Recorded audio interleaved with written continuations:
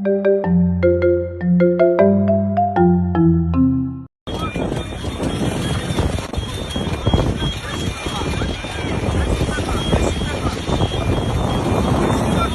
قدر الحمد لله. الله مكرمنا ولقدر الحمد لله. الحمد لله والشكر لله. حادث طيران. الحمد لله والشكر لله.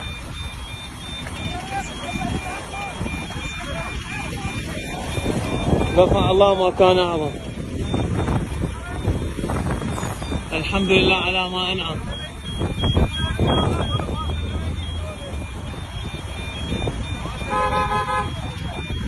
الحمد لله والشكر لله.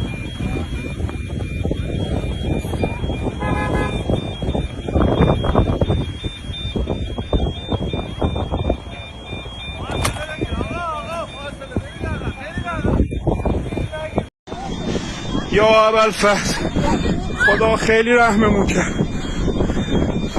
یا ابوالفضل، یا ابوالفضل خیلی خدا رحم. وای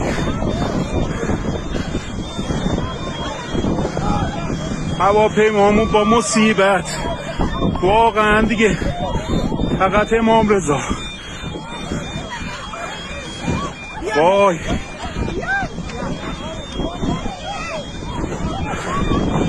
پرواز تاریخ 15/10 هواپیمایی کاسپیان واقعا خدا رحممون کرد و خیلی خیلی خلبان حرفه‌ای گری کرد و هواپیما را زد به زمین.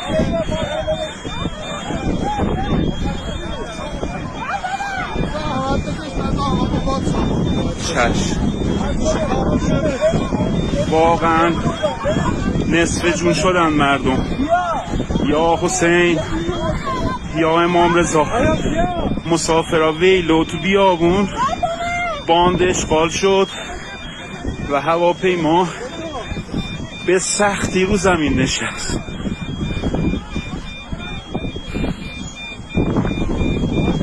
تمام الارمای هواپیما روشن شد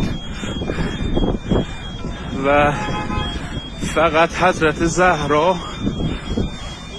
عنایتی کرد به ما. یا حسین.